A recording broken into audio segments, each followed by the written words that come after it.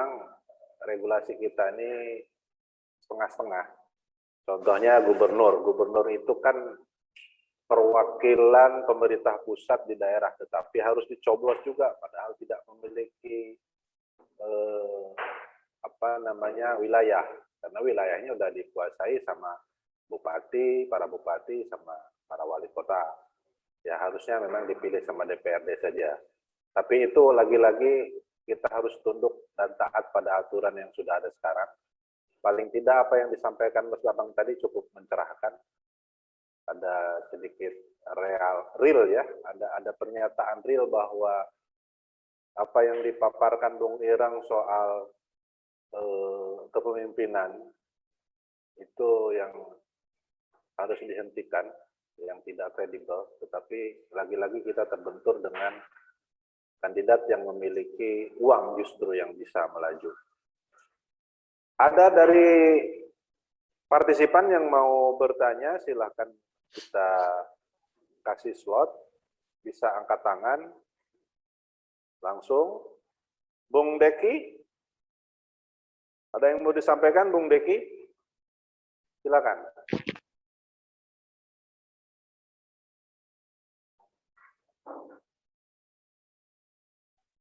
Bung Deki. Atau Pak Nur Said nampaknya, Daeng Nur Said. Nah, ini Pak Daeng. Halo Pak Daeng. Pak Daeng Nur Said. Ada beberapa yang perlu kita cross check nih soal tindak lanjut dari pemantik, terutama dari Bang Herma tadi, bagaimana peran Kamar Dagang dan Industri. Pak Said belum memunculkan videonya.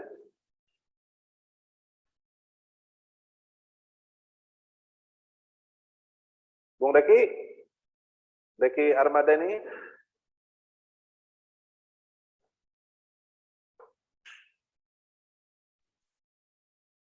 Bang, saya nambah sedikit ya. Bentar, ini Bung Deki ada yang mau ditanyakan. Silakan Bung Deki.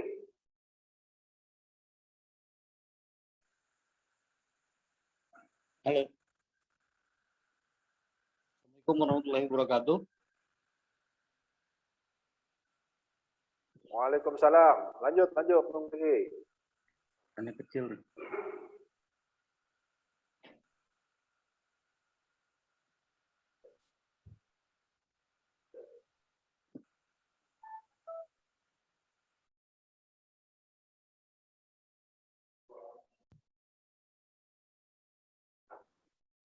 Lanjut. Belum ada suaranya Bung Deki. Ah ya, lanjut Bung. Masih mute itu Bung Deki?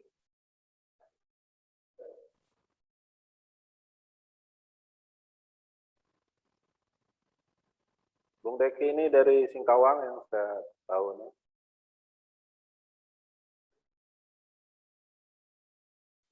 Masih oke.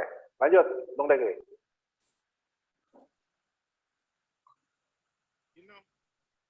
Ya.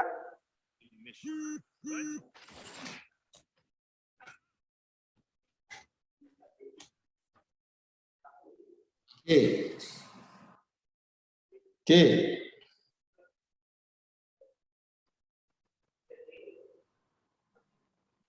Ada technical error kayaknya dari Bung Deki. Silakan Bung Irang.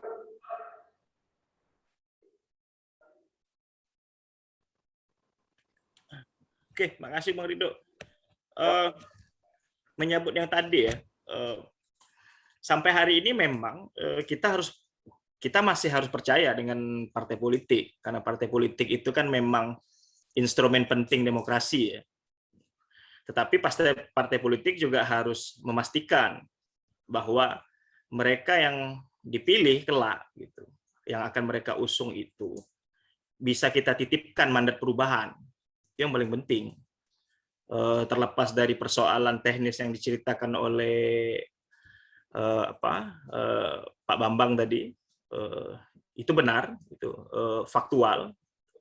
Tetapi partai politik juga harus memahami betul bahwa pemimpin yang akan mereka letakkan itu akan melakukan perjuangan politik. Perjuangan politik itu kan perjuangan yang tinggi ya, Karena apa? Karena kekuasaan itulah yang nanti akan memastikan distribusi keadilan. Sehingga rekonstruksi untuk menyelesaikan persoalan masyarakat itu terus terjadi, terus dilakukan, adaptif berdasarkan kepentingan-kepentingan zaman. Jadi kita tetap percaya gitu dengan kehadiran partai politik. Tetapi partai politik juga harus bisa berpikir baik ya, berpikir baik. Jadi kan perubahan itu kan seharusnya bisa dilakukan ketika rejim juga berubah. Rejim itu kan bukan hanya soal kekuasaan begitu, tapi rentang kekuasaan di mana perubahan itu dilakukan, itu harus dikejar ketertinggalannya. Jadi kalau ditanya partai politik belum berubah, ya kita tidak bisa memberikan jawaban dengan pilihan terbaik begitu. Tetapi kalau selama partai politik tidak meletakkan bahwa pemimpin itu kita bisa titipkan mandat perubahan, maka selama itulah rekonstruksi kebangsaan itu macet. Kan potensi disintegrasi itu kan karena ketidakpercayaan bahwa mereka bergabung di dalam terintegrasi dalam satu konsensus yang namanya bangsa itu, ketika nasib mereka itu tidak bisa diperjuangkan, ketika kepentingan nasional rakyat itu diabaikan. Dan itu semua ya, dikendalikan oleh aktor yang namanya pemimpin. Dan pemimpin itu tapisan pertamanya itu memang berada di partai politik. Itu yang bisa itu premis saya ya. Itu karena selama ini ya dalam argumentasi kita yang paling ekstrim hari ini, partai politik itu kalau tidak mendukung ya orang yang tidak memiliki kemampuan, dia akan mendukung orang yang jahat begitu. Ya, sampai kepada statement yang ekstrim gitu, bahwa hari ini yang kita saksikan tidak banyak itu model yang bisa kita jadikan contoh bahwa satu tata kelola itu bisa ditunjukkan gitu dalam satu kepemimpinan yang kita harapkan gitu. Ya, kepemimpinan bukan tanpa celah ya.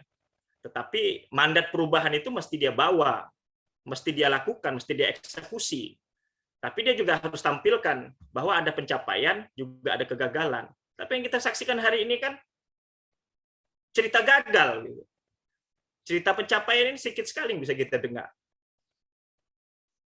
Nah, kalau kita tarik begitu dengan ancaman megatrend tadi, dengan kebutuhan domestik, itu kan sangat jauh ya, sangat jauh gitu. Ketika pemimpin kita tidak memiliki kapasitas gitu untuk melihat tantangan di masa depan.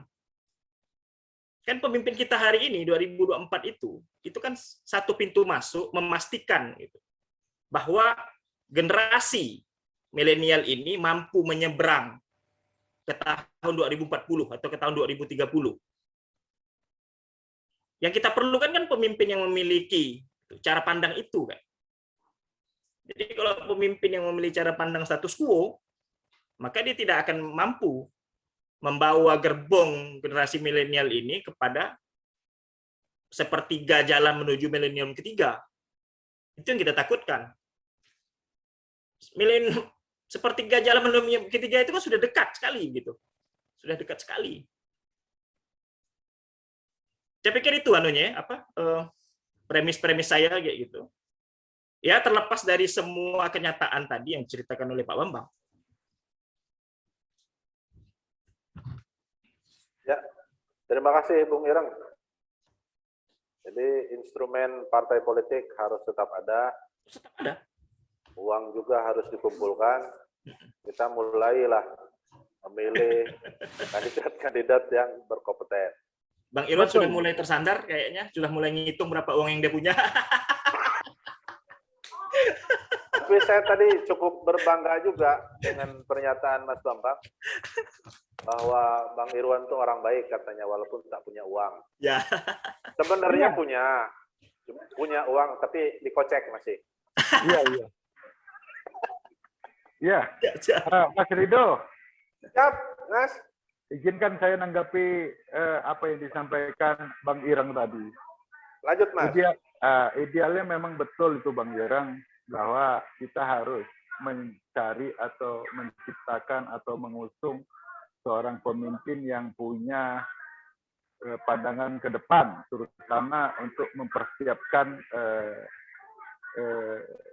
ruang lingkup apa yang harus kita wariskan kepada anak-anak kita ke depan atau kaum milenial kita ke depan.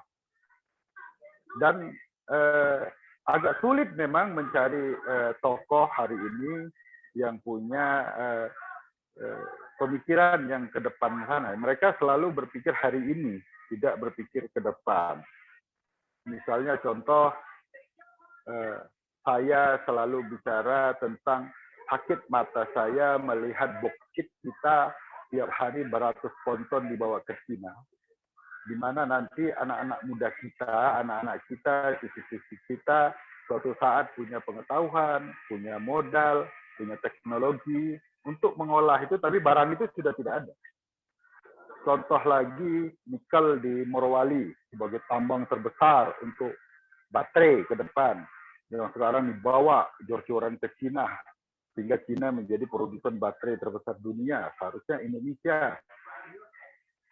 Kita nanti akan butuh barang itu, tapi barang itu sudah tidak ada karena kita sudah dijual oleh pemimpin-pemimpin kita sekarang yang tidak melihat prospek ke depan, perkembangan dunia atau teknologi ke depan. Nah, kita butuh memang, terutama di skop kecil kita lah di Kalimantan Barat ini, mencari pemimpin yang punya wawasan jauh ke depan itu. Namun agak sulit memang. Tokoh-tokoh itu banyak ada di daerah sembunyi yang kita nggak pernah kenal, karena yang kita pernah kenal ini yang ya tokoh-tokoh politik hari ini. Cuma saya tahu banyak tokoh-tokoh muda di Kalimantan Barat ini punya pemikiran yang bagus. Yang di Zoom meeting ini juga ada. Misalnya saya kenal Mas Romi, Bang banyaklah di grup kita ini. Ada Bung Ben juga di luar yang bisa kita ajak gumpul. Cuma pemimpin kita yang ada sekarang ini nggak pernah ngajak mereka ini nggak pernah.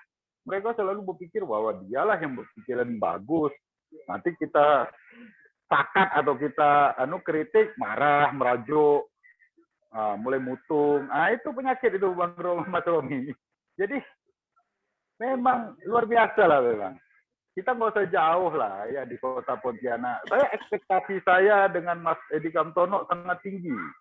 Tapi saya lihat, ini sih biasa-biasa juga. Ini yang ditampilkan. Cuma dari kemarin itu cuma dia pula yang terbaik. Kalau ada yang lain lebih baik, saya akan pilih yang lain. Bukan karena dia keluarga gitu loh. Makanya model Bang Hermayani, majulah jadi pemimpin. Jangan berdiri di daerah gelap-gelap gitu loh.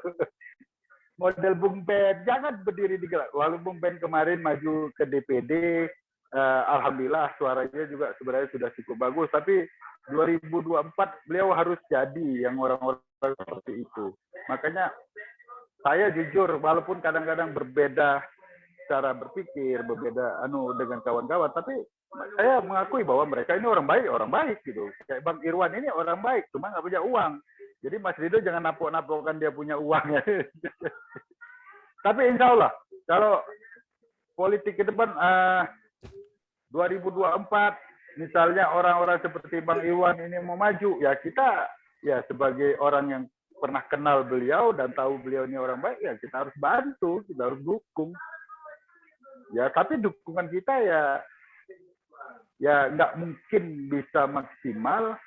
Nah, karena kita bukan konglomerat seperti Akiditio yang punya duit banyak kan gitu. Ya, mudah-mudahan lah kita bisa istiqomah, kita bisa dapat kepercayaan di pileg ini, apalagi di pileg ini Mas Rido. Kalau partai kita ya Mas Rido ya, bukan partai kami lagi, partai kita. Dapat kepercayaan insya Allah. Kalau tanpa mahar Mas Rido nggak tahu lah. Kalau kita kan nggak pernah minta duit sama kawan kan gitu kan. Nah, jadi kita akan bantu kawan-kawan yang baik-baik mau maju Jadi kalau ada Mas Iran, saya secara pribadi nanti ingin ngobrol sama Mas Iran, mana tahu bisa dapat ilmu yang luar biasa dari Mas Iran. Kita bangun Kalbar kita ini bukan untuk kita lagi, karena kita udah agak tua ini. Jadi kita untuk anak-anak kita lah ke depannya. Demikian Mas Rido dan teman-teman yang lain. Oke Mas, terima kasih Mas. Ini yang paling banyak dibahas ini soal estafet kepemimpinan. Tadi ada Pak Daeng Nur Said muncul tapi menghilang lagi. Sebenarnya ada yang mau ditanyakan terkait dengan peran Kadin di era 4.0. Pak Wakil Wali Kota Singkawang, ada yang mau disampaikan? Baik, sedikit memang. Ini memang menjadi problem Mas Irang, Mas Bambang setelah saya menjalani. Dan ini harus saya ceritakan, harus kita sampaikan. Ya. Banyak sebenarnya orang baik, orang hebat di luar. Ya karena sistem politik. Apa dampak ekses dari sistem politik yang jelek, seperti rekrutmen leadership, akhirnya merambat. Sampai kepada akhirnya kita juga mempertanyakan penegakan hukum seperti apa ke sana. Karena penyimpangan-penyimpangan pasti terjadi. Jadi saya sampaikan di sini, memang kalau dengan kondisi hari ini kepala daerah atau wakil atau siapapun, Mas Bambang, dengan jabatannya memiliki pundi-pundi atau itu, saya pertanyakan Mas. Ini persoalan ya, saya harus bicara itu untuk kepentingan diri saya sendiri secara moral. Tidak ada yang sebenarnya melebihi dari yang dia punya. Tapi pertanyaannya begini, enggak, kepala daerah semua ngeluh, gajinya kecil, insentifnya kecil, tapi kok rebutan? Coba kalau kita mau jujur, hitung benar-benar. Ada yang salah ketika dia sebenarnya ketika LHKPN-nya meningkat drastis. Itu udah tidak perlu lagi sih sebenarnya dicek segala apa. Pasti ada yang salah Mas. Kalau dihitung insentif apa, ini kan menjadi polemik dulu tuh kepala daerah, minta naikkan gaji, minta apa. Tapi timbul pertanyaan besar, ngapa kalian mau beramai-ramai berebut-rebut, bahkan bisa mengeluarkan uang atau biaya yang menurut Mas Bambang itu sampai artinya di luar hitungan kita lah. Nah ini persoalan Mas Irang, sistem perpolitikan kita di Republik ini. Kalau tidak ada perbaikan-perbaikan, maka dampak ikutannya, kerusakannya banyak sekali. Jadi artinya kita tidak bisa juga puas dengan kondisi partai politik hari ini. Nah, teman-teman partai politik harusnya juga diajak diskusi lain kali, tokoh politik. Karena apa? 2024 ini pertarungan luar biasa, hati-hati dengan degradasi nilai kebangsaan itu menjadi ancaman. Kemarin aja 2 presiden satu-satu habis dimobilisasi keamanan ke Jakarta. Apalagi nanti 514 tambah 34 kurang DKI 4 berarti 544 kita ini pilkada. Kos sosialnya saya tidak bisa bayangkan. Nah, bayangkan nanti pileg di bulan Februari harus merekrut pemimpin-pemimpin untuk persiapan di 2024 bulan November atau Oktober. Belum perhitungan. Kita bisa bayangkan seleksi seperti apa yang dilakukan partai. Saya sepakat, siapa yang banyak pundi, cepat urusan partainya. Tanpa melihat lagi ini berkualitas, bermoral, atau yang lain-lainnya. Nah ini tugas kita bersamalah. Mari kita membangun atau merekonstruksi cara berpikir kebangsaan kita ke depan. Karena ketika kita salah, ini nilai penting, nilai pokok pada saat kita merekrut pemimpin-pemimpin ini. Mungkin itu, Mas. Terima kasih. Terima kasih, Bang Irwan. Baru muncul Pak Daeng Nur Said. Tadi sempat tenggelam. Pak Daeng, ini ada beberapa poin yang sudah disampaikan para pemantik tadi soal peran serta Kadin. Makanya koneksinya jelek Pak Daeng ini. Oke, Bang Ridho sambil Ini ada Bang Daeng. Kang Yayat. Kang Yayat, halo. Ya, halo. Iya. Waalaikumsalam. Silakan Kang. Videonya dibuka Kang. Baik. Assalamualaikum warahmatullahi wabarakatuh. Waalaikumsalam warahmatullahi. Alhamdulillah. Puji syukur kita kehadiran Allah. Mungkin itu dulu yang saya sampaikan, karena atas berkat rahmatnya kita bisa ketemu. Yang kedua, walaupun dalam kondisi masih COVID, tapi masih bisa bertatap muka. Ini menarik sekali, Kang Ridho. Dari awal tadi saya ikuti, walaupun saya tidak tidak on-kan video dan speaker. Saya tertarik dengan persoalan kemerdekaan ini. Ini sebenarnya kalau kita bicara ini sepertinya udah agak jauh, larinya ke politik lah. Nah, kemerdekaan, kalau kita bicara kemerdekaan ini kan konsepnya jelas. Bahwa kemerdekaan itu adalah bebas dari penjajahan. Seperti yang sudah disampaikan oleh teman-teman tadi, termasuk Bapak Wakil Wali Kota. Sebenarnya konsep kemerdekaan yang sebenarnya ini, dulu saya sering mendengar film Star Wars itu, Bang. Jadi film Star Wars ini kalau diputar, itu ceritanya udah waktu saya zaman SMP kalau nggak salah. Nah, sekarang kita bicara 4.0 gitu kan. Berarti ketinggalan kita nih, Mas. Dari sisi teknologi ketinggalan. Ya, tapi kita biarlah. Itu biar waktu yang menjawab. Tapi konsep kemerdekaan ini yang menarik bagi saya, ketika kemerdekaan ini yang menjadi contoh itu yudikatif, eksekutif, legislatif, itu mana gitu loh. Dalam konsep mengisi kemerdekaan ini, mana kesejahteraannya buat masyarakat? Mana kesejahteraannya buat rakyat gitu. Ini kan kita bicara di tataran kita aja yang mengerti. Tapi ada berapa banyak masyarakat yang tidak mengerti terkait dengan persoalan ini. Malah justru ada benturan-benturan. Nah, ini bagaimana gitu loh.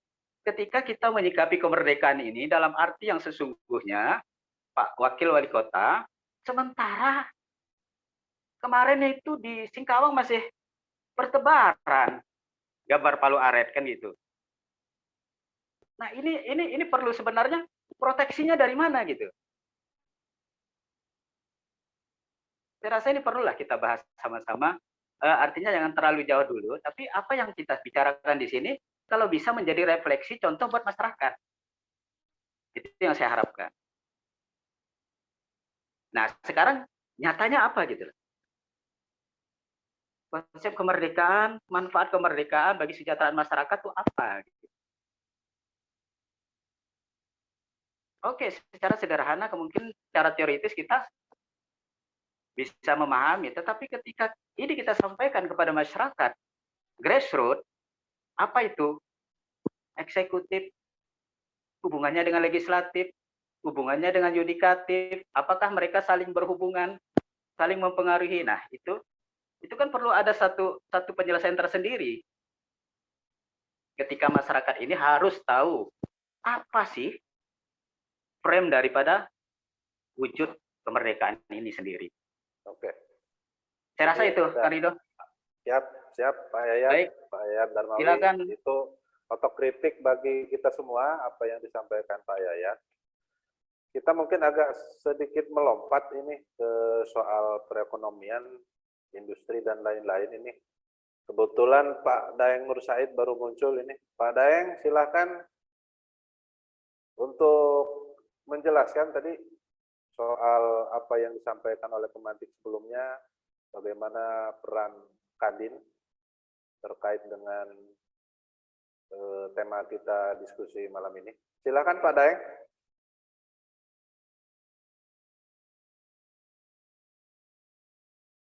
Masih mute Pak Daeng? Pak Daeng Nur Said? Ya. Ya, silakan. Terima kasih Bang Ridho dan yang saya hormati rekan-rekan, termasuk Pak Wakil Wali Kota Singkawang, dan rekan-rekan aktivis dan tokoh pemuda, tokoh masyarakat yang berkecimpung di sini. Terima kasih atas berikannya kesempatan. Lanjut Pak Daeng Nur Said ini mengingatkan saya pada tokoh seseorang Pak Kadir Ube. Jadi saya anggap ini titisan Pak Kadir Ube lah. Lanjut Pak Daeng Nur Said. Ya, ini melanjutkan saja apa yang menjadi tanggapan daripada rekan-rekan menyangkut masalah regulasi. Memang untuk mengisi kemerdekaan yang kita sekarang ini memang harus membuat satu regulasi yang berpihak kepada masyarakat. Karena memang semua berkaitan menyangkut kebijakan-kebijakan mendukung terciptanya berbagai persoalan-persoalan bangsa ini. Untuk mengisi kemerdekaan harus didasari dengan regulasi yang kuat yang berpihak kepada kepentingan masyarakat. Karena bagaimanapun di dalam usaha, di dalam mengembangkan kegiatan-kegiatan yang berkaitan menyangkut masalah kebijakan dari berbagai sektor, ini memang harus kita lihat dari apa yang menjadi kepentingan masyarakat pada umumnya. Memang sulit pada situasi pandemi ini, karena memang regulasi selalu berubah-berubah, ya.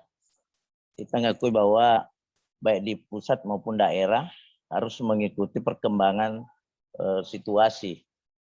Nah, di sisi lain juga masyarakat kita juga butuh makan dan segala macam. Nah, kami dari Kadin juga melihat bahwa tidak ada upaya yang bisa kita lakukan kecuali memang kita harus melakukan kegiatan sosial dan sering-sering berbagi kepada masyarakat. Nah, ini yang menjadi problem kita menghadapi pandemi sekarang ini. Karena bagaimanapun membangkitkan rasa nasionalisme masyarakat itu terhadap bangsa dan negara didasari oleh kesadaran tinggi untuk membangun bangsa Indonesia dari kekuatan sendiri. Nah, begitu juga mewujudkan struktur perekonomian dan ketahanan pangan nasional yang tangguh, kokoh, mandiri, dibangun dan potensi rakyat berbasis bersumber daya alam, pertanian, kelautan, dan pertambangan. Nah, ini yang harus kita memang akan menjadi dasar kita untuk melakukan suatu kebijakan-kebijakan publik yang berpihak kepada kepentingan masyarakat. Bagaimanapun kita harus tahu bahwa banyak memang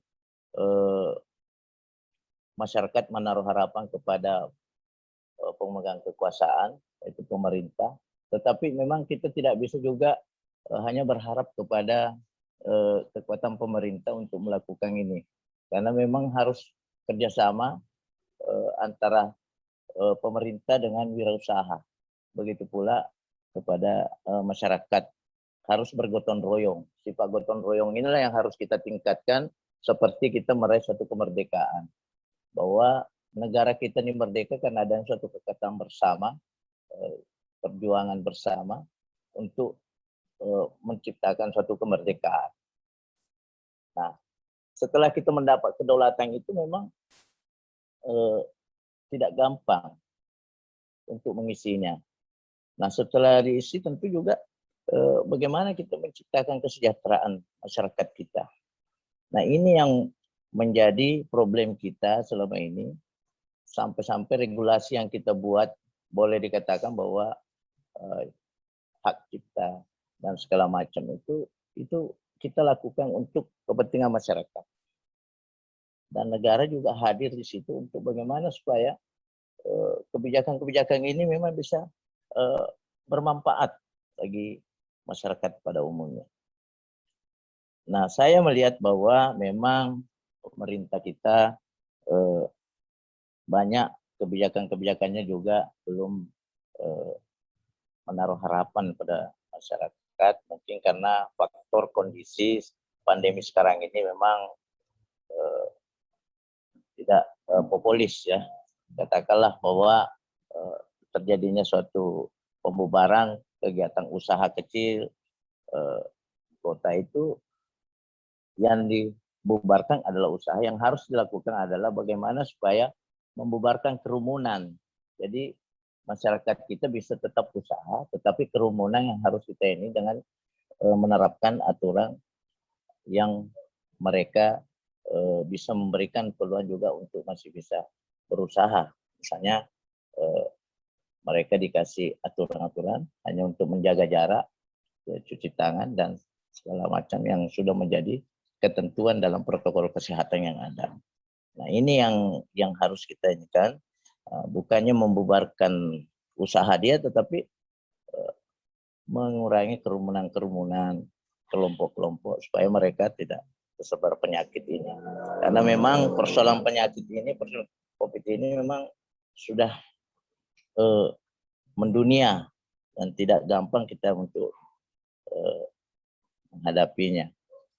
Saya yakin bahwa negara kita nih tangguh, kuat ya untuk meraih menghadapi suatu persoalan nasional dan dunia ini. Indonesia itu bisa bangkit kembali, dan yakin bahwa Kalbar juga yang selama ini investasi yang dikatakan menurun 28,4% ini juga mengalami penurunan sejak COVID ini.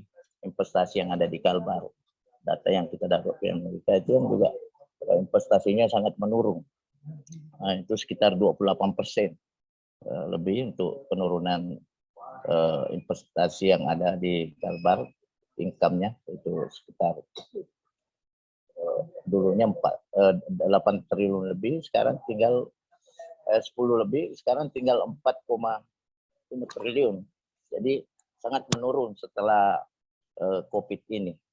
Jadi memang kita memang harus banyak berbuat untuk bagaimana supaya membangkitkan kembali perekonomian yang ada, untuk bagaimana supaya rakyat Kalimantan Barat juga menciptakan kesejahteraan yang ada. Maka regulasi-regulasi yang kita harapkan tetap kita mendorong supaya investasi tumbuh di Kalimantan Barat, dan kita mendorong usaha-usaha yang ada tetap ditingkatkan, dan bagaimana supaya investor juga bisa berdatangan ke Kalimantan Barat. Dan saya yakin pemerintah daerah Kalimantan Barat juga mendukung hal-hal tersebut untuk memajukan kesejahteraan masyarakat pada umumnya.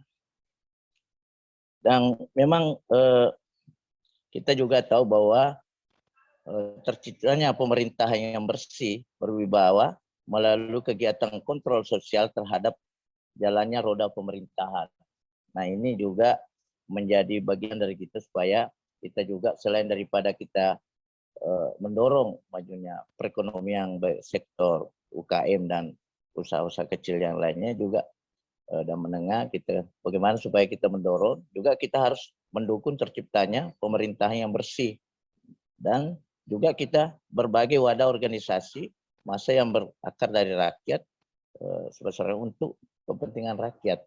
Jadi organisasi-organisasi juga harus kita dorong supaya melakukan kontrol-kontrol sosial untuk melakukan perubahan-perubahan yang ada di Kalimantan Barat ini. Saya pikir untuk kami dari Kadin selalu ingin nyampe bahwa kami tetap mendorong perekonomian yang ada supaya bergairah, investor-investor yang baik dari mancanegara maupun yang ada di Indonesia ini bisa tetap melakukan investasi di Kalimantan Barat, dan saya yakin bahwa pemerintah juga demikian memberikan kemudahan-kemudahan pada investor yang ada. Nah, itulah salah satu cara kita untuk supaya bisa menciptakan kemakmuran rakyat. Mas nanya, Mas Romi. Ya. Saya pikir itu saja ya. Oke. Ini Mas Romi ya, nampaknya, ya gimana Leng? Mungkin ada satu hal yang ingin saya sampaikan. Lanjut saya dalam kalimat pengharapan saya sampaikan kepada saudara-saudara sekalian bahwa tidak ada prestasi yang akan berhasil luar biasa kalau kita hanya melakukan dengan berpikir dengan cara yang biasa-biasa saja. Sebaliknya sesuatu yang luar biasa hanya akan bisa kita capai apabila kita melakukan sesuatu yang berpikir dengan cara yang luar biasa. Saya salam hangat buat saudara-saudaraku semua.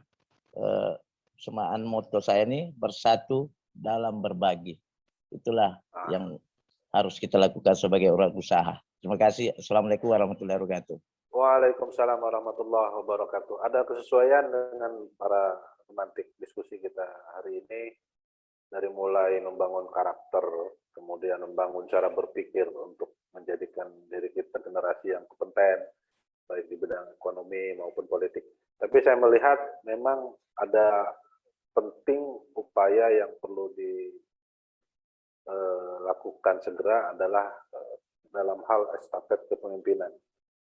Kalau misalkan membangun dari lokal juga, Bang Hermayani pernah suatu waktu menyampaikan bahwa kita perlu bertindak lokal untuk kepentingan yang global. Artinya memulai dari hal-hal kecil. Ini semakin menarik. Bang Herma, mungkin ada yang bisa disampaikan lagi terkait dengan apa sih sebetulnya yang perlu kita lakukan sangat urgen untuk kita lakukan saat ini di tingkat lokal. Silakan Bang Herman. Ya, terima kasih Kang Rido. Apa bahasa ininya kan? Think globally, act in localization. Think locally, act globally. Ya gini. Tadi kan disampaikan ya, kalau kita bicara muara dari ini semua adalah soal kepemimpinan yang berangkat dari tanggung jawab etik, dan tadi dalam proses politik formal kita sepakat memang sistem kita itu ininya adalah di partai politik, tapi kita lihat politik hari ini tadi sudah disampaikan oleh Mas Bambang, paparkan oleh Bung Ireng dan kawan-kawan. Nah, saya melihat ini harus proses yang paralel ya. Jadi proses perbaikan ke tata kelola kita bernegara dan berbangsa ini harus lebih menjadi kerja-kerja perbaikan konstitusi dan yang lain-lain. Tapi saya kira kita nggak bisa menunggu proses membangun basis pengkaderan, basis pematangan kualitas kepemimpinan itu memang harus dimunculkan dari berbagai entitas, dari berbagai ekosistem yang ada. Itu bisa dari dunia usaha, seperti Bang Nur Said dan kawan-kawan. Itu yang sebenarnya kita rindukan, karena kalau kita bicara teorinya nih, akses sumber daya teman-teman itu punya semua. Nah, tinggal persoalan kesadaran etik ini yang harus jadi PR bersama. Nah, entitas yang lain, ekosistem yang lain itu teman-teman dari masyarakat sipil yang ini memang tidak pernah lelah, tidak pernah bosan untuk membersamai rakyat dalam suka dan duka gitu. Proses pengorganisasian, proses tadi yang bilang Bang Loren, tadi malam beliau ya masih menerima telepon orang untuk bertahan hidup harus mencuri buah dari sawit dan sebagainya gitu. Ya itu ya realitas kita hari ini gitu. Artinya teman-teman yang dari lembaga filantropi, misalnya sekarang ya, kita pada saat COVID kemarin, ketika kita sekitar 3 atau 4 minggu yang lalu kesulitan dengan ketersediaan oksigen, siapa yang ada di depan? Rumah zakat kan, lembaga filantropi kan yang muncul, Basis Muhammadiyah dan yang lain-lain gitu. Kemana ini yang lain? Di mana negara hadir dalam situasi seperti ini? Ada banyak jiwa yang melayang karena proses menyediakan kebutuhan yang seperti itu tidak hadir gitu. Jadi menurut saya proses-proses mematangkan kualitas kepemimpinan itu harus didorong dari semua lini gitu.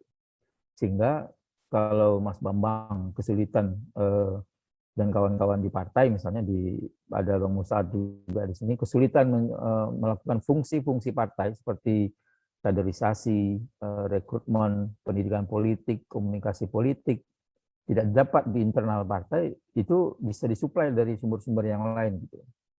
Nah, jadi tidak boleh ada lagi sikap-sikap eksklusif, dan itu saya bilang tadi itu, tawaran saya itu ini harus menjadi sebuah gerakan, partnership, kemitraan. Gitu.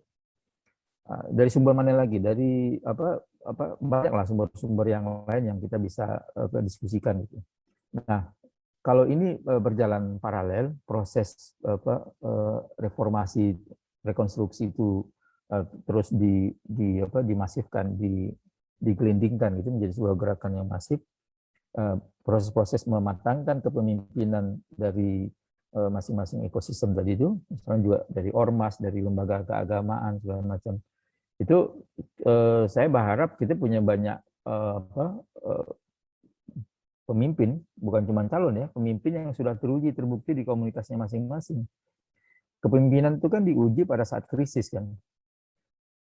Sekaligus juga ini sebenarnya memutus yang dibilang Bung Ireng tadi itu, memutus kalau pemimpin yang merasa dirinya pemimpin nggak punya kapasitas kompetensi untuk menjalani perahu yang namanya Indonesia ke masa depan, ya udah harus harus tinggal di pelabuhan, harus tinggal di terminal. Dia nggak boleh ikut dalam perahu besar itu gitu. Itu harus ada ketegasan dari kita semua gitu. Kita harus berani keluarkan rapor para pemimpin, termasuk rekam jejaknya. Sekarang kan semuanya semua era digital. Munculkan itu semua, hadirkan itu, sehingga pasar, artinya kalau kita lihat pemilih itu sebagai pasar untuk memilih entah kontestasinya nanti di pemilu legislatif, memilih pemimpin di semua jenjang gitu, itu harusnya bisa kita banjiri sama orang-orang yang punya kapabilitas, punya kapasitas, orang yang sudah teruji dan terbukti tadi itu, bukan yang dikarbitkan oleh proses atau dia punya akses ke pendanaan. Kata orang India, money is no problem, but the problem is no money, Bang. Jadi ya uang penting, tapi apakah kita semua harus dikendalikan oleh uang? Sekarang ada yang namanya gerakan crowdfunding. Lembaga-lembaga filantropi itu bisa melakukan konsolidasi itu gitu. Nah, tawaran saya ke Mas Bambang dan teman-teman di partai, ayo kita bangun platform membesarkan dan menguatkan partai, tapi juga kita membesarkan elemen-elemen kelompok-kelompok strategis yang lain gitu. Teman-teman media yang bermain di media juga good news, tidak lagi berpikir bad news is good news, harus good news is good news. Ya pemimpin-pemimpin yang cuman bicara hal-hal yang tidak ada urusan dengan era 4.0 tadi itu, jangan diajak, jangan dikasih ruang Kang Ridho. Walaupun misalnya dia mau bayarin tuh space gitu, atau misalnya dia membangun kerajaan media sendiri, jangan di ini, apalagi online sekarang.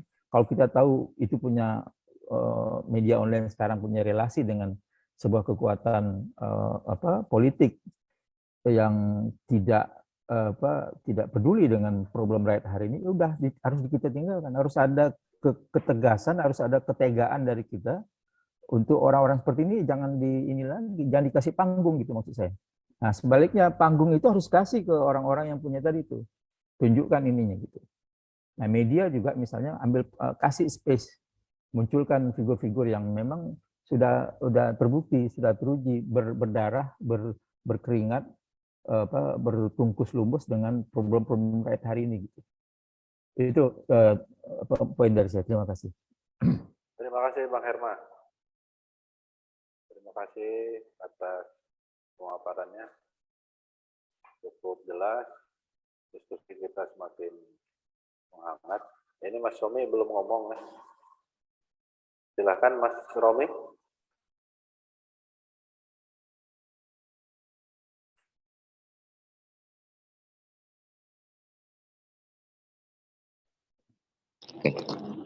Oke.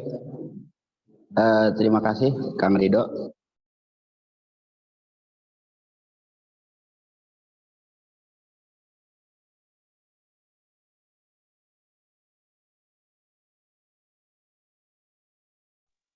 Oke, sorry, ada sedikit. Terima kasih. Selamat malam Mas Bambang, abangku nih. Sudah lama tidak ngobrol-ngobrol. Alhamdulillah kita bisa bertemu di media webinar ya. Dan juga selamat malam buat ini sebenarnya tokoh muda nih, tempat saya ngumpul dulu. Bang Irwan, semoga bisa lebih keren lagi gitu, Singkawang. Jadi, dan juga teman-teman yang lain ya, Bang Irang dan Bang Yayat. Ini kebetulan juga ada Bang Yayat, teman saya diskusi di Jogja. Semoga cepat kelar S3-nya. Kalau nggak salah Bang Yayat hampir selesai ya, S3 ya. Jadi sebenarnya pada posisi sumber daya manusia baik di Kalbar maupun di Indonesia sudah mumpuni, karena pada posisi manusia kesadaran menjadi manusia itu adalah ilmu, kan begitu. Dan kita harus optimis pada negeri ini, karena pada posisi sumpah kita untuk menjadi Indonesia menjadi negara kesatuan, itu harus kita komitmen. Karena pada posisi Indonesia ini perjalanannya panjang. Sebenarnya sebelumnya belum ada nama Indonesia kan. Kalau kita kembali lagi ke belakang, sebelumnya belum ada nama Indonesia. Malah nama Indonesia itu bukan orang Indonesia sendiri yang menemukannya. Kalau tidak salah nama Indonesia itu kan James Richard Logan. Pada kita menggunakan ejaan Indonesia. Sebelumnya ada Samuel Richard Errol, itu tuh pakai U, Indonesia. Nah, malah Indonesia bukan ditemukan oleh bangsa Indonesia sendiri kan. Logan itu malah orang Skotlandia yang berebut kebangsaan Inggris. Itu waktu abad-abad ke-18. Jadi Indonesia, kalau kita bicara masalah Indonesia, kita harus paham dulu bahwa kita ini sebenarnya sebelumnya bukan orang Indonesia gitu. Ada Nusantara, yang di dataran Nusantara ini yang luar biasa sejarahnya, banyak kerajaan-kerajaan kecil dulu. Misalnya Selaka Negara itu tuh berdiri di 150 Masehi dan dia bubarnya tuh 362 Masehi, itu kurang lebih 212 tahun. Nah, sekarang kita menjadi pertanyaan, selama kita merdeka dari tahun 1945 sampai sekarang 76 tahun ya. Kita baru 76 tahun. Gitu. Nah, ini artinya apa? Apakah Indonesia bisa tetap bertahan? Sedangkan sejarah-sejarah sebelum Indonesia itu masih banyak kerajaan-kerajaan yang melahirkan pemimpin, terus pada posisi gerakan-gerakan politik bubar. Terus lahir lagi pemimpin-pemimpin baru. Misalnya Tarumanegara, setelah Selaka itu bubar, Tarumanegara itu kurang lebih 358 Masehi, bubarnya itu di tahun 669 Masehi, artinya 311 tahun, itu luar biasa panjang, 3 abad. Pada kerajaan-kerajaan yang lain lagi, yang paling besar, ada Kediri, itu hanya 70 tahun. Berdirinya, ditumbangkan. Ada Singosari. Nah, Singosari kurang lebih sekitar 70-an tahun juga. Baru muncul Majapahit, yang kata kita sekarang bicara globally. Sebenarnya Majapahit sudah bicara masalah global, sampai bisa menguasai lautan samudra, sampai ke Vietnam, sampai kemana-mana. Global mikirnya. Kan begitu. Nah, dan teknologi yang diterapkan Majapahit sangat luar biasa juga. Itu sebelum ada Indonesia tuh. Jadi teknologinya sudah luar biasa. Sampai bisa pertempuran di laut bisa menang. Bukan pakai pedang, bukan pakai kegaiban. Tapi menggunakan mesiu kan. Dan ini sebenarnya tidak diangkat bahwa kita punya nenek moyang yang cerdas. Dan berdedikasi terhadap negara gitu. Kita punya hayam hurufnya segala macam. Munculnya kebinekaan Tunggal Ika juga dari zaman Majapahit, bahwa Majapahit adalah suatu negara yang bukan hanya pada satu suku, pada satu agama. Dia bermacam-macam. Gitu. Kan emputan tular kalau nggak salah. Yang mengekspresikan bahwa berbeda-beda tetap satu, Bhinneka Tunggal Ika kan. Itu dari zaman emputan tular. Majapahit yang begitu besar hanya berdiri sampai 235 tahun aja. Kan begitu. Sampailah munculnya kerajaan Islam, Demak. Itu hanya 50 tahun kerajaan Demak. Nah, ini artinya gelombang pergerakan-pergerakan masyarakat di Nusantara sebelum munculnya Indonesia.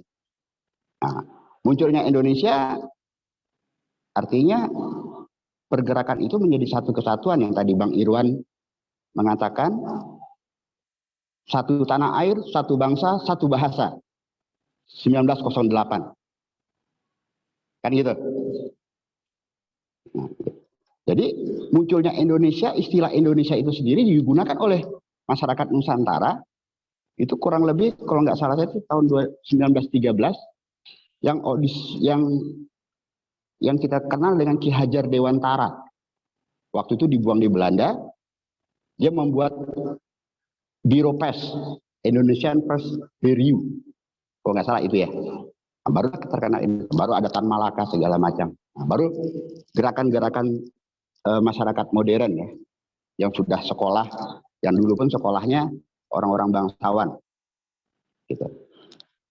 Jadi kita akan mempertanyakan pada tahun 76 tahun kemerdekaan Indonesia ini, apakah Indonesia ke depan masih bisa menjadi negara kesatuan ini. Kita lihat Majapahit sekarang udah nama jalan, kerajaan besar, nama jalan.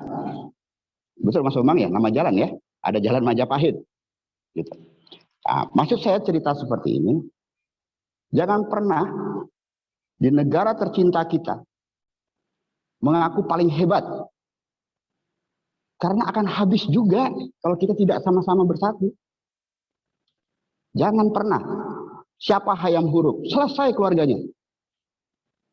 Gajah Mada yang katanya hebat, selesai juga. Nah, gitu.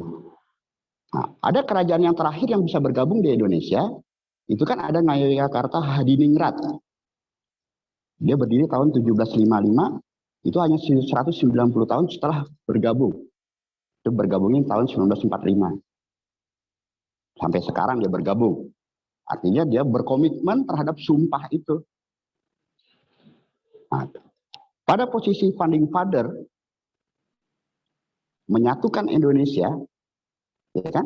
Kita kenal dengan piagam dari zaman BPUPKI lah ya kita bicara. Ada panitia 8, ada panitia 9, munculnya piagam Jakarta. Terus pada posisi 18 Agustus 45 setelah kemerdekaan, apa nih dasar negara kita gitu kan? Dalam bahasa Pancasila tapi masih piagam Jakarta. Orang Timur yang notabene Nasrani gitu kan, nggak mau bergabung kalau misalnya masih pakai piagam Jakarta. Karena tadi kelegowoan para bapak bangsa dirubahlah. Nomor 1 ketuhanan yang Maha Esa. Ini yang harus kita pertahankan. Ini yang harus kita pertahankan. Nah, kita harus membangkitkan jiwa-jiwa nasionalis. Jiwa-jiwa nasionalis ini adalah nilai-nilai daripada keluhuran daripada bangsa kita.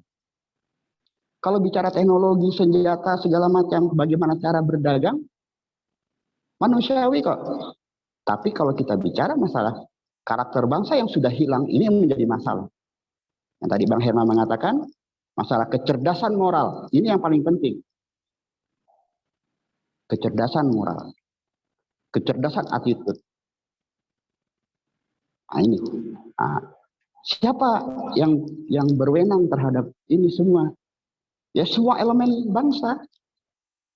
Bukan hanya orang politik. Bagaimana perekrutan birokrasi. Busuk itu birokrasi itu. Iya kan?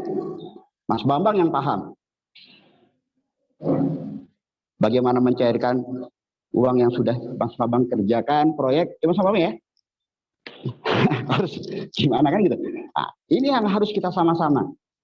Saya tidak bicara masalah Anies itu bagus, Jokowi itu bagus. Sama sebagai anak bangsa. Tinggal bagaimana peluang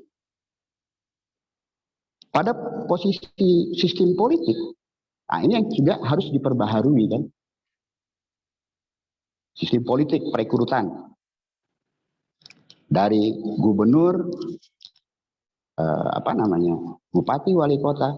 Sebenarnya bukan hanya orang politik, independen juga bisa. Cuman apakah punya kesadaran masyarakat?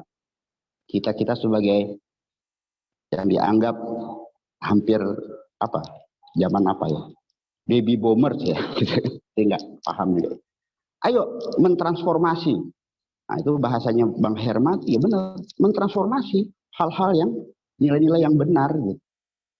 Sehingga teman-teman, adik-adik kita, anak cucu kita nanti akan siap menghadapi itu. Nah, gitu. Kalau kita bicara masalah sistem politik sudah jauh lagi gitu kan, jauh lagi. Bagaimana bicara masalah proporsional tertutup dan proporsional terbuka aja, kita bisa berhari-hari membicarakan ini. Tidak sempat partai politik membuat kaderisasi sebenarnya pada posisi sistem proporsional terbuka. Kan jadi masalah. Nah, ini tapi harus kita lewati karena pada proses demokrasi untuk membuat hal yang terbaik ya harus kita lewati. Bagaimana dulu sejarah-sejarah kerajaan-kerajaan harus dilewati. Dan saya optimis bahwa negara kita apabila kita bersama-sama, ada Mas Bambang, ada Bang Irwan, ada Ireng Maulana, ya kan, ada Loren, ada Bang Herma, ada yang lain-lain, masih banyak orang-orang yang baik. Masih banyak, tapi harus optimis bahwa kita tetap negara kesatuan. Nah, insya Allah sampai kepada berabad-abad tetap ada negara kesatuan Republik Indonesia. Itu. Nah, saya berharap sebenarnya pada posisi gerakan pada instansi institusi kebangsaan harus terus melakukan hal-hal yang terbaik yang seperti ini. Jangan pernah putus untuk melakukan hal yang terbaik. Menyampaikan yang baik-baik. Kalau bicara masalah Pilpres yang kemarin melakukan terjadi degradasi, hampir terjadi degradasi, gitu ya, degradasi nasional, ya hal yang wajar. Tapi pada posisi setelah itu, ayo kita sama-sama, kita sebagai orang Indonesia. Gitu. Kalau zaman 1908 ya ada Jong Java, Jangjong itulah. Sekarang kita ada Indonesia. Indonesia harus tetap berdiri, harus punya keoptimismen. Biarpun pada sekarang ada hal-hal yang harus kita tambal. Betul kata Loren, ada banyak cerita di daerah-daerah, ya di perkotaan sama di alam, apalagi di daerah. Dulu ngambil kayu itu punya nenek moyang, sekarang ditangkap. Punya siapa? Nggak tahu. Mungkin punya orang luar, punya orang apa. Ini kan jadi bermasalah. Ini yang harus kita sama-sama melakukan untuk memperbaiki ke depan Indonesia. Makanya mulai saat ini kita harus sama-sama mensosialisasikan, mengkader orang-orang yang baik. Mas Bambang bicara masalah uang, ada betulnya, tapi uang bukan segala-galanya. Kita harus mendidik masyarakat.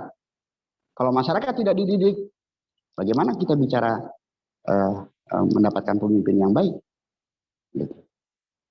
Jadi Indonesia tetap Indonesia. Indonesia ada agama Islam, Hindu, Buddha, Konghucu. Di Indonesia ada Pulau Jawa, Sumatera, tetap pada kondisi kesatuan Indonesia. Nah, ini yang harus kita jaga sama-sama.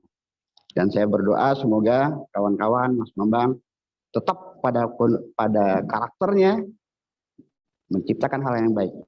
Dan saya sangat apresiasi terhadap Mas Bambang sudah berpikir bagaimana untuk menggerakkan seperti nenek moyang kita berternak, ya Mas Bambang ya. Karena Indonesia perlu protein, kita bisa membuat sendiri, tidak perlu mengekspor. Ada Ferry Yudo sudah mulai juga melakukan pertanian. gitu ya. Karena Indonesia pada posisi agraris. Nah, ini yang harus kita lakukan. Dan ini perlu kebijakan-kebijakan pemerintah dan kita dorong sama-sama. Mungkin itu dari saya. Tetap semangat, tetap optimis, tetap merdeka. Terima kasih. Assalamualaikum warahmatullahi wabarakatuh.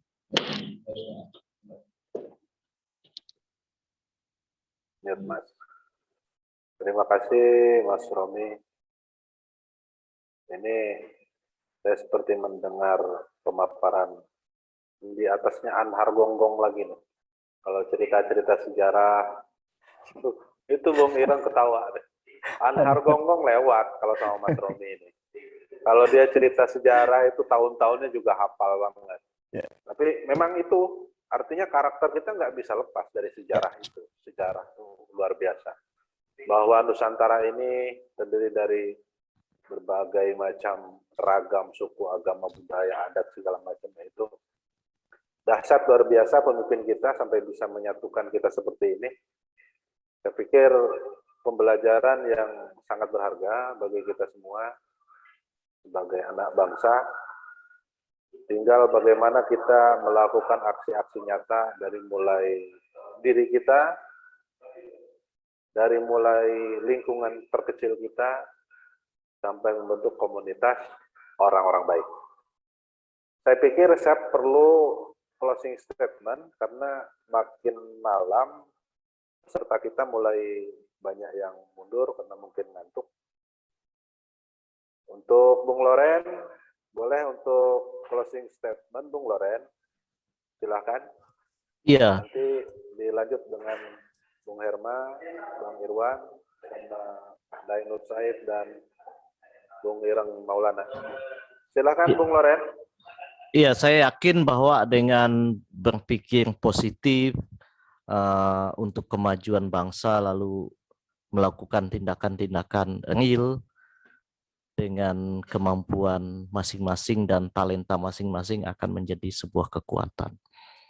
Dan tidak akan pernah menghilangkan jati diri kita sebagai bangsa Indonesia atau anak bangsa yang berdedikasi. Terima kasih. Selamat malam. Selamat malam, Bung Loren. Terima kasih. Bang Herma, closing statement-nya. Saya mau ngutip tagline atau iklannya Nike, Nokia, dan Rolex. Just do it. Connecting people, don't crack under pressure. Jadi mari menjadi konektor orang-orang baik. Itu harus jadi tugas bersama kita. Jangan pernah merasa ditekan, apalagi give up dalam situasi dalam ancaman dan tekanan apapun, karena kita yakin tadi itu dijawab oleh Nokia tadi, connecting people. Kita punya banyak kawan baik di banyak tempat, dan udah kita kerjakan saja. Itu Bang Dido, terima kasih. Terima kasih Bang Herma, connecting people-nya. Artinya kita sudah mulai ke sinergi dan kolaborasi antara berbagai elemen. Pak Daeng Nur Said, silakan closing statement-nya.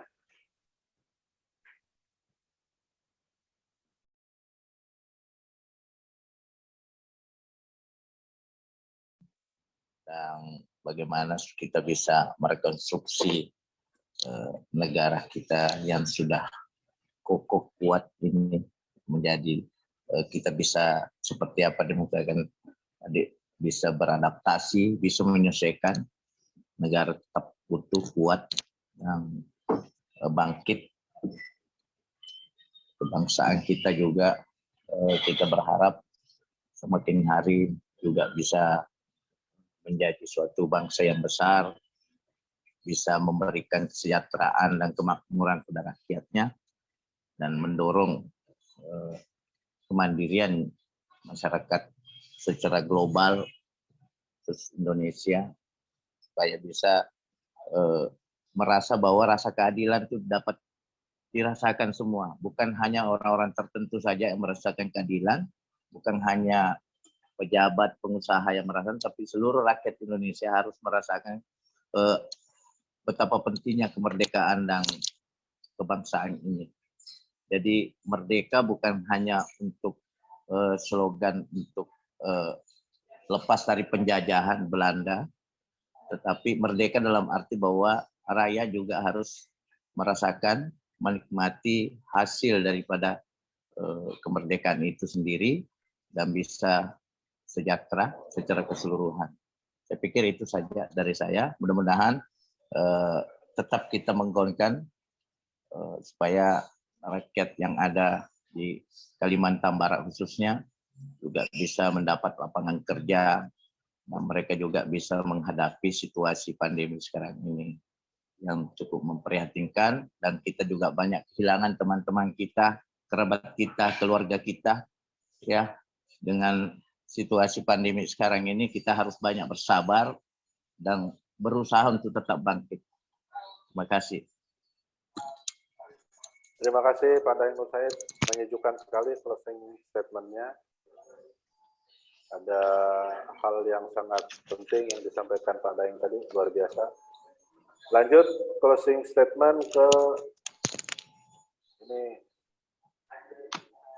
Pak Irwan. Silakan. Terima kasih. Salam hormat buat kita semua.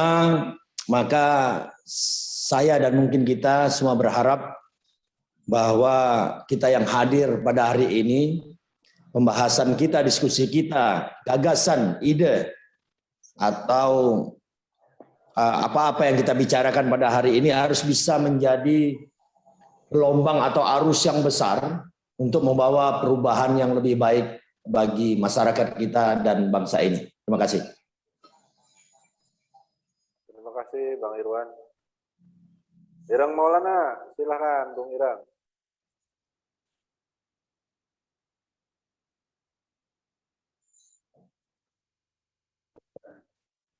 Pertama, saya selalu mendahulukan untuk menyerukan persatuan semua orang supaya kebajikan politik itu semakin dikenal, semakin dipraktekkan, dan menjadi menjadi energi baru begitu. Terus yang kedua, saya ingin membacakan sedikit dari kata-kata Bung Karno.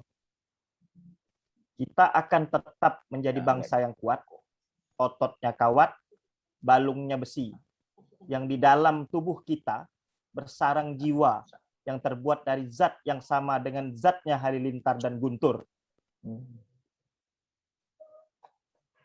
Jadi kira-kira begitu. Jadi kita ini memang bangsa pilihan, kata Bang Romi tadi, bangsa Nusantara.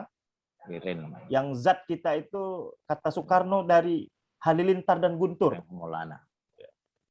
Kira-kira begitu. Terima kasih.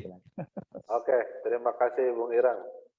Luar biasa, optimisme yang penting bahwa hari ini kita dilanda berbagai macam ujian dan kita yakin bahwa Indonesia akan tetap ada dan dengan semangat bisa bangkit bersama-sama. Special closing statement Mas Bambang Widianto. Monggo Mas.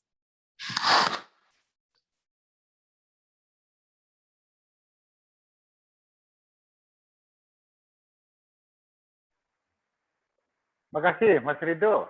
Ada 3 pernyataan closing statement. Yang pertama, tidak akan muncul peradaban hebat suatu bangsa atau suatu kaum tanpa munculnya pemimpin yang hebat. Yang kedua, lawan kezaliman, tegakkan keadilan. Yang ketiga, di dalam tubuh yang sehat terdapat jiwa penyakat. Terima kasih Mas Ridho. Oke, silakan dibuka suaranya semua. Kita say hello. Kita semua. Itu yang saya tunggu dari tadi itu, dari Bang akhir pula keluar rumahnya. 4-5 sempurna. 6 Tegakkan keadilan lawan kezaliman. Bergabung bersama partai kita. Partai Umat. Partai kita itu, Bang. Partai gitu. Terima kasih untuk semuanya yang hadir. Mohon maaf jika saya selama memandu acara ada yang salah kata. Tidak ada Shaolin yang tak botak, tidak ada gading yang tak retak. Maka saya terpaksa harus ikut-ikutan bergurau nih kalau ada Mas Bambang nih. Para penyakat. Silakan yang masih saya Kang, minta bibit durian sama Mas Bambang. boleh. Banyak kasih bibit. Sip. Nah, oke. Ketahanan pangan. Beliau ini nanti Insya Allah. Nanti kita bicara protein dengan Mas Bambang. Insya Allah. Sama anak saya tepatnya. Ya Mas. Bang Hermayani, sampai ketemu. Baik. Siap, Mas Bambang. Sehat ya.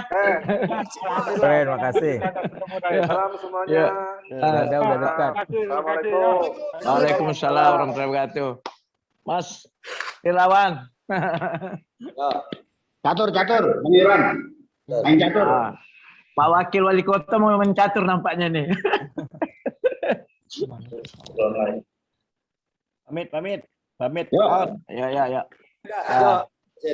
Yuk. Terima kasih. Tenang, Bra.